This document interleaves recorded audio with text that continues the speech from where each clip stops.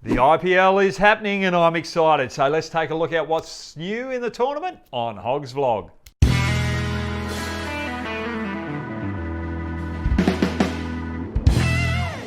Well, it's happening in the UAE. I'm excited about that and cricket is up and running. But there's a few issues with this particular tournament. Firstly, the length of the tournament. I think it's way too long considering what's happening this year and the pressure that we've got on the international calendar. It's gone from 51 days to 53 days. Double headers, there was 12 last year, there's only 10 this year.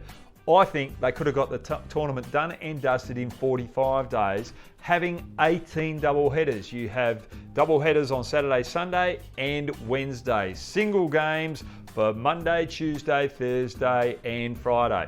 All done in 45 days.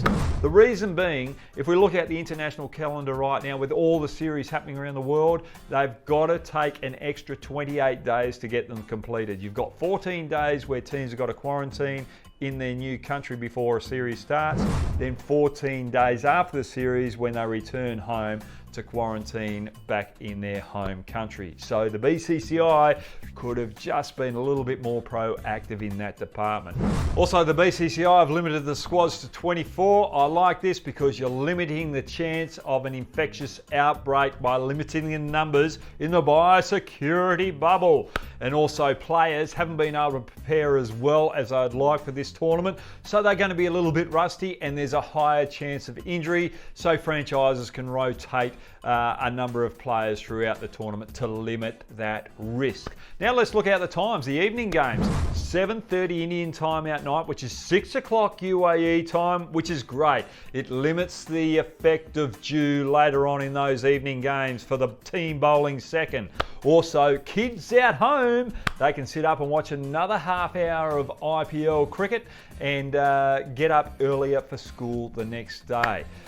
Afternoon games, well, that starts 2 o'clock UAE time. It's going to be a little hot there, around about 40 degrees, but the players, they're in a little bit of a bubble. They'll want to get out of their hotel room and play, so there won't be much effect there. Finally, the T20 IPL Womens Championship clashes with the WBBL this year with dates. Now, women's cricket is growing substantially around the world. The WBBL is the prime tournament in the women's game, but we need the IPL Women's Tournament to get up and running and to be growing on its own 2 feet.